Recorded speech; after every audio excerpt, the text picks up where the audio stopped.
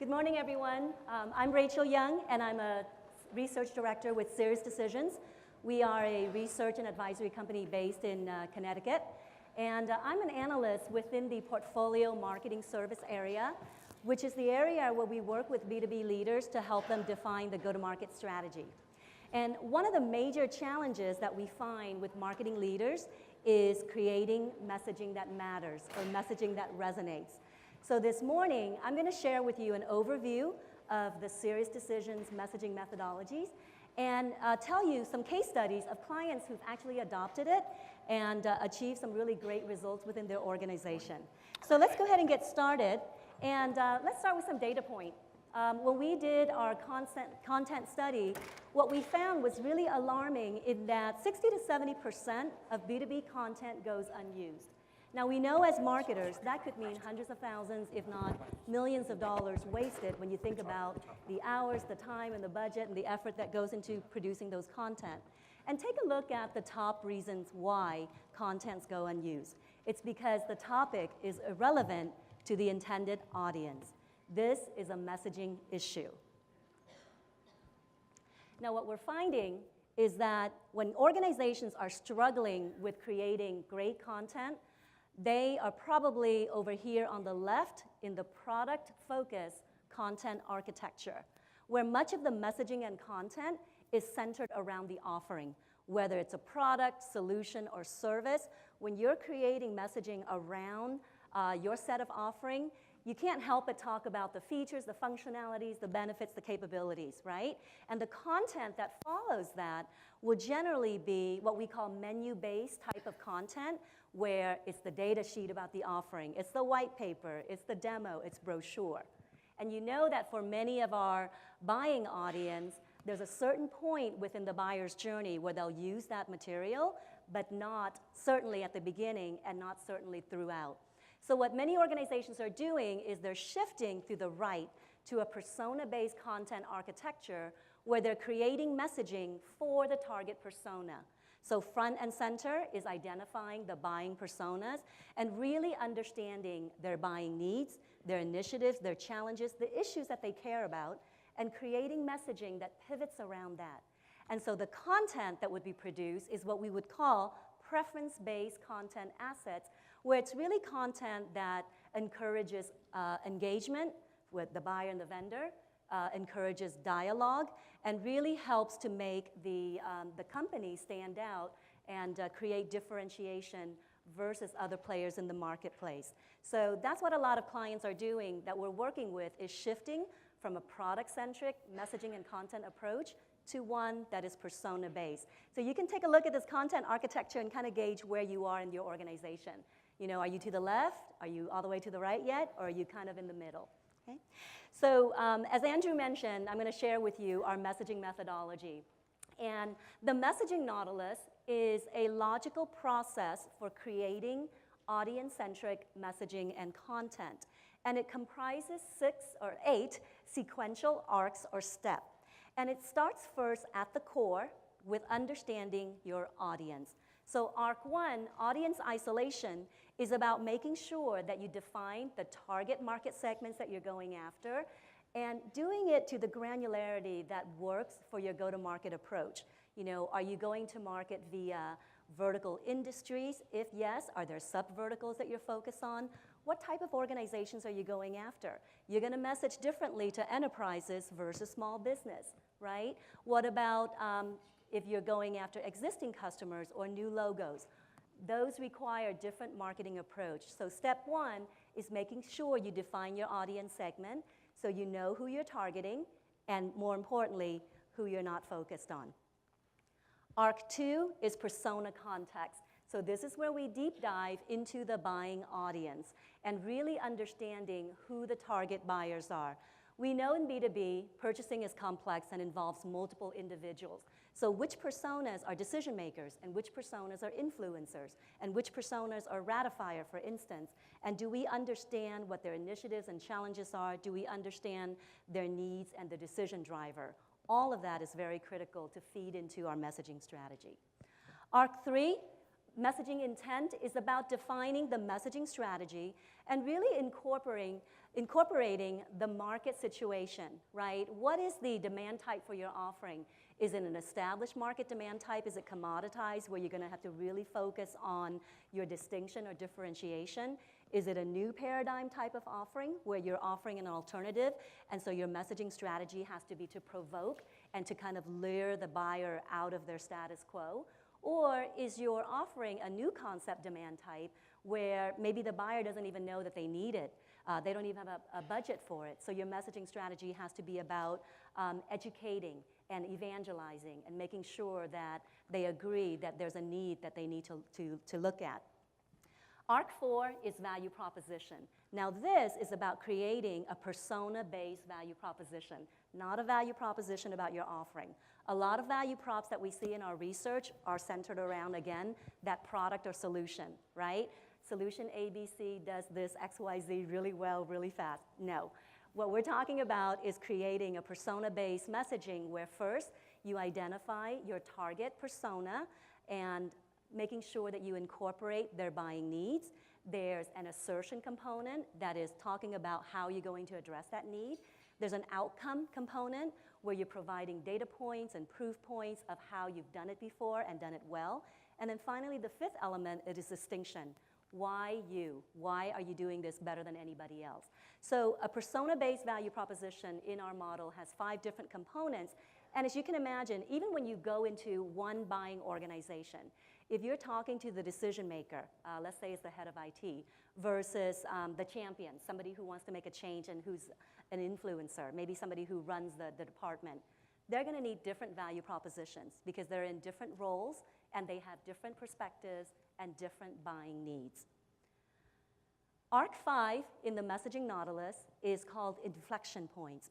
This is when we start to lay out the buyer's journey and we really do the research to understand what does the buyer need to know at each of the stages in the buyer's journey, right? So broadly speaking, buyer's journey, there are 3 broad phases: education, solution, selection. You might call it awareness, consideration, decision. You know, for demand creation, you might call it top of the funnel, middle of the funnel, bottom of the funnel, right? 3 broad phases. And so the idea with Arc 5, the inflection point, is to figure out at each of those phases, what does the buyer want to know? And if we can satisfy that, will they move from one phase to the next? And that's really what we want to do in messaging, is we want that buyer, that intended audience, to consume our messaging, be compelled to take action, and progress to the next stage, right? That's how, when you've got people who are responding to your campaigns and programs, they're respondent, they have the inquiry, but then they become a lead, they become a sales opportunity. Hopefully they become a customer as they progress through the buyer's journey. So Arc 5 is really critical to do that additional research and figure out the knowledge requirements from the buyer perspective and their inflection points. Arc 6 is narrative elements. So think about it. We've got 8 arcs within the messaging Nautilus. This is the first time we're actually going to start writing. This is when pen meets paper or fingertips meet keyboard. And now that we know the knowledge requirements of the buyer throughout the buying phases, we're now creating messaging components or narrative elements that respond to that, right? We know what it's going to take to trigger the commitment to change. We know what it's going to take to satisfy the information that the buyer is looking for when they're exploring different solutions. Now we're going to create messaging components to respond to that. Arc 7, activation mapping. Now that we have what we call a source message map from arcs 1 through 6, we're now thinking about what are the different content types that needs to be produced to satisfy our campaign goals or our marketing program goals, right? So depending if you're doing a campaign, there's reputation elements, there's demand creation elements, there's sales enablement elements, and there's different content asset types that goes with each of those. And so the key here in terms of activation mapping is that marketers have to take those messaging components that you've developed and be prepared to modify it so it fits the final content asset type, right? So let's say you're going after persona A, and it's early in the education phase. The content team might need to produce, a keynote presentation, some blogs, some additional videos. The idea is that the messaging that you've created, the messaging intent stays the same, but it morphs into the different content type, right? So whether it's a presentation, a blog, or a video, your messaging integrity is maintained, and you have messaging consistency. So that's really what ARC7 is about, is kind of now thinking about, I've got the messaging laid out, how do I now activate it into the different content asset types that are required? And then finally, ARC8, operationalizing the messaging Nautilus. And a lot of our clients focus on this by starting with a messaging audit, taking a look at their target buying audience, laying out the buyer's journey, and doing an audit. Do we have messaging at all phases of the buyer's journey? And what we find, a lot of our clients, especially those who've been struggling with shifting to an audience-centric approach, they have a lot of product-centric content that plays really well at the tail end of the solution phase and in the selection phase, right? When the buyer knows exactly the type of solution they want to purchase, they're down to the short list, and now they're doing comparisons. That's what a lot of the product-centric content is really nice for. But early on in the education phase, in the solution phase, where you're trying to get attention of somebody who maybe doesn't even know that you've got something that they need, or they're just content with whatever they're using, that's where we find a big gap usually in audience-centric messaging. So now let me tell you a story about a couple of our clients who have adopted the messaging Nautilus and have implemented it successfully within their organization. The first story is from Highland Software. Highland is the creator of OnBase. This is an enterprise management software systems type of solution. And our client, Glenn Gibson, is the head of product marketing at Highland Software. And the challenge that he was facing was that his product organization was being bombarded with ad hoc content requests. Within the organization, there was no disciplined way of creating content, and so they were always pulled into meetings and just being inundated with requests to create blogs and white papers and any type of content. And he also knew that their messaging quality could also be improved, because with the content that they produced, they weren't seeing the results that they were hoping for when it was parlayed into the campaigns and the program.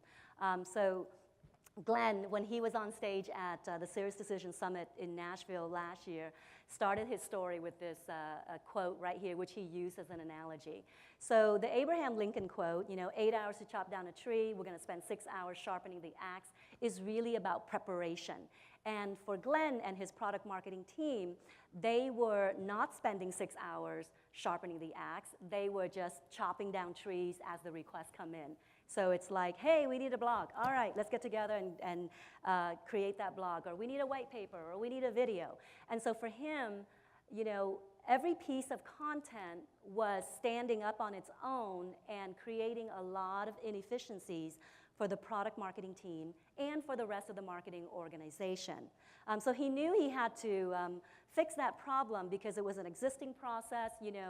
Glenn and his team was facing conflicting ideas and language every time they got together to discuss creating a content. It was like they were starting from scratch, right? They were having a lot of disagreements on messaging. How do we create great messaging for example, the accounts payable solution? And then worse is when the messaging and the content is done and the piece is out in market, now they're getting feedback, especially from sales and the folks in the field, saying that this really didn't hit the mark. It's not working well with our intended audience. This content is really not as useful as it needed to be. So for Glenn, he wanted to focus on finding a way to really create a disciplined approach to messaging and content creation for the organization. And when he did an inventory of how it's been done, he saw that they had a lot of different components, a lot of different inputs. So first off, they had a ton of content, right? Content everywhere. They had some messaging maps, right? But he saw that a lot of the message maps were centered around the offering, the product or the solution. They had personas. Glenn reported that there were posters of personas in the VP of Marketing's office, so he knew that work has been done around the target buyers. They understood buying preferences. They had an idea of the buyer's journey. And from a strategy standpoint, they're lining up to the type of campaigns and the type of marketing programs that needed to be done and the results around there. So a lot of different components, but it really didn't click with him on how to put together a disciplined messaging approach until he saw the messaging Nautilus. And what he saw was that all the different pieces that I have, now there is a logical and sequential way to approach it and to really leverage one input on top of another. And so what he found was that the connected relationship of the arcs was kind of his aha moment, that you really do want to start at the beginning, at the core, to make sure you understand your buying audience, your persona, and build out from there. What he shared was that, let me build out this slide. What he shared was that of all the components that they had, they would just really focus on one output, which is the value proposition. And it was a value proposition for the offering, not so much the value proposition for the target personas. All right, so sharpening the axe. So now he knew he needed to make some changes. He had the messaging Nautilus as a methodology that he could follow. And what he did was to pull together a cross-functional team and really have them start at the beginning at Arc 1. So he gathered folks from marketing, from sales, and product, got them in a room, and really focused on audience definition. It was basically, guys, before we even start talking about the product or solutions, let's define who we're going after and who we're not. So there were answers about who they were targeting. They were discussing what do they want that buying audience to do throughout the sales process, and what would make them do that, what type of messaging, what type of offers. So really kind of stepping back and starting from the beginning. What Glenn reported was that they then, when they adopted this methodology, when they were starting with just one message map per offering topic, now they've graduated to creating persona-based message maps. Okay? So let's say the topic is accounts payable solutions. They've defined the target buyer personas. The CFO is involved. The IT is the major influencer. You've also got the users. What are the key messagings that we want to convey to each of these buyer persona? So you can see the difference of, very product-centric to one that is truly persona-based. What this did for the rest of the marketing organization is creating efficiency. So when the product marketing team is creating messaging maps based on the target personas, content creators in corporate marketing, communications teams, agencies, they can now leverage the source document to proliferate content. Whether it's a blog, a white paper, website copy, solution summary, or video, if they're doing it for the CFO, they're going to go to the CFO message map and pull that messaging. So it creates a lot of efficiency downstream as well. Now, on this part of the case study, Glenn was introducing a term that not a lot of us are familiar with called the feller buncher. And if you follow the chopping down the tree analogy, you have one axe, you can chop one tree down at a time. A feller buncher is a heavy industrial machine that can take down several trees in one fell swoop. And Glenn used this analogy to describe how efficient this new messaging and content creation process was.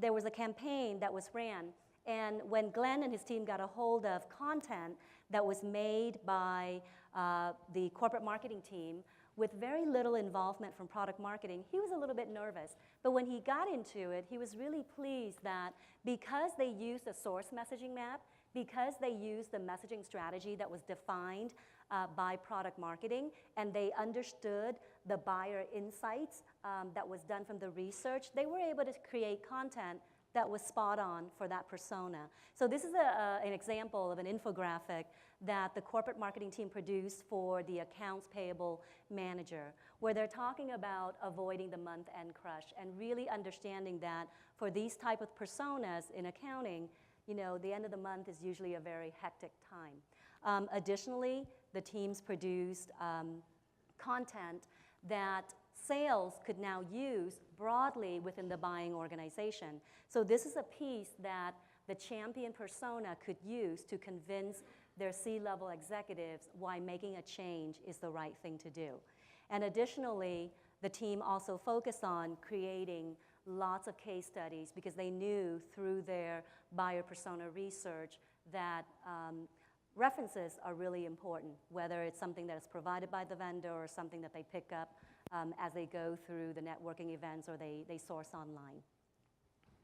Okay. Another thing that Glenn and the team did was, now that they developed messaging and content that could be leveraged to produce market-facing materials, they also leveraged their strategy for sales enablement.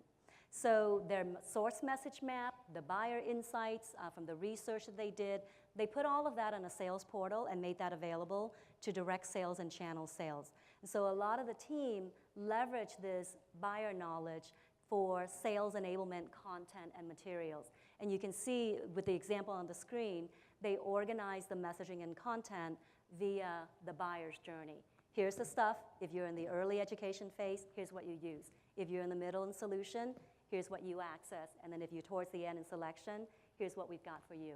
So a really great way for Glenn and the team to leverage a persona-based messaging approach, not only for market-facing materials, but also for sales enablement. So the results was increased consistency in how they message to their target buyer persona. Everybody was on the same page in terms of who the buying audience is and what we're going to lead with in terms of messaging. Efficiency in terms of the increased speed of content development. You know, the fact that content creators downstream can leverage message maps that Glenn's team produced upstream to go ahead and create whatever content they needed was really fantastic. And then finally, there was alignment. And it was really great to see direct sales and channel sales all on the same page, being very consistent in terms of the messaging that they deliver face-to-face with the type of messaging that marketing delivers through their campaigns. So for Glenn, you know, if you go back to the preparation quote, what he said was that now that we've got successful content creators within the organization, if they had 8 hours to create content, he would spend the first 6 hours on messaging. And that really speaks to, when we talk about unused content, we think about content a lot, but sometimes we have to think about what goes inside those vessels, right? And that's really all about the messaging. Another case study that I'll quickly share with you is one from Upland Software. Upland is a provider also of enterprise management solutions. And the challenge that Upland was facing was how to bring together the 8 different business units that has 9 product line and get them all on the same page in terms of audience definition and create a messaging approach that all 8 business units could actually adopt. And what Upland did was they focused first only on the first 4 arcs of the messaging nautilus. So remember, the messaging nautilus is sequential, right? The steps go in order. And they decided to take on just first the first 4, making sure that there's audience definition. So you see on the screen, kind of the left to right visual flow chart is an exercise where each of the business units defined their audience segments.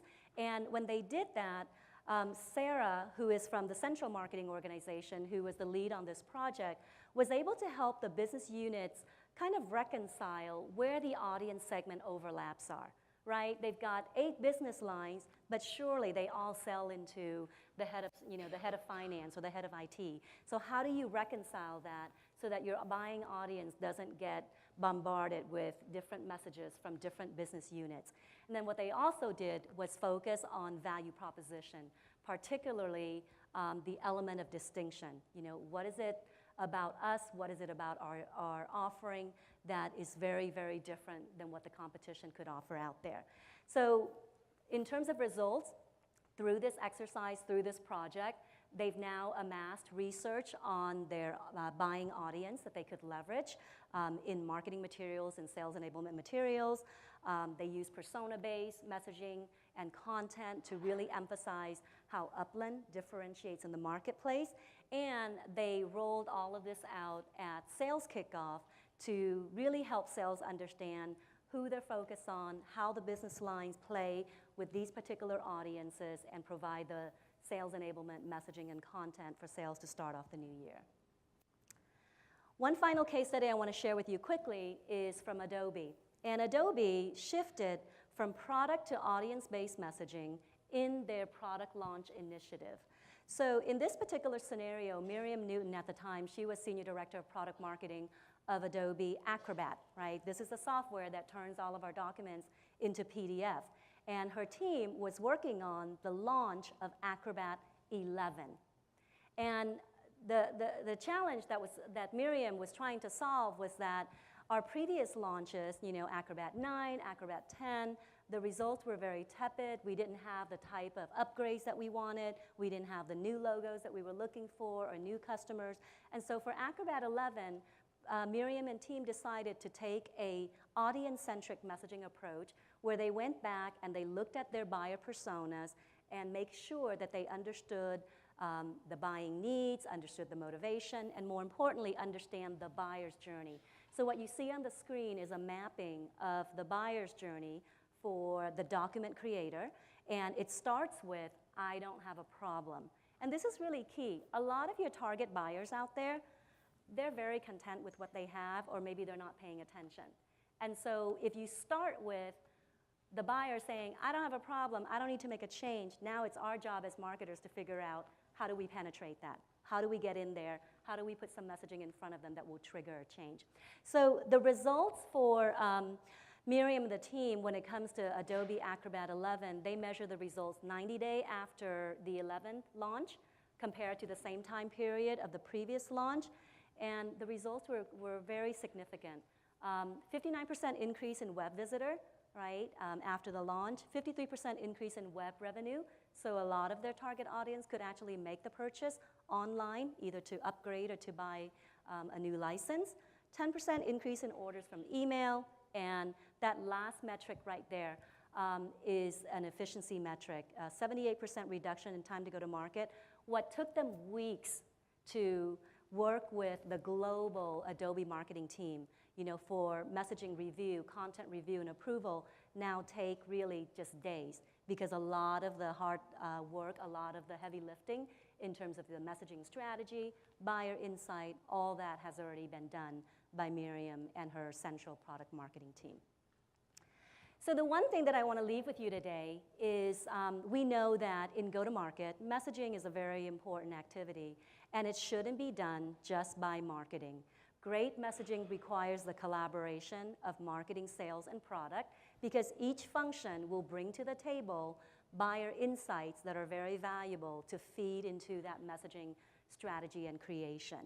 So for marketing, make sure that you can pull the organization together to define your target audience segments and your personas, and make sure that you have research data about what the persona cares about, and make sure that you can put together a repeatable messaging and content development process. Leverage sales. Get them to take the messaging out there to test and to validate. They have a lot of knowledge about the buyers that they can bring to the table. And work with the product teams to let them know that the value prop isn't always about the product or the solution. It's not always about the features and functionality. We really have to talk about what the buying audience cares about. Okay? So one last piece of research I want to share with you. In 2015, last year, we completed a major buying study. And so we have a series of buyer insights report that has data about B2B decision makers and influencers and their behavior throughout the buying decision-making process.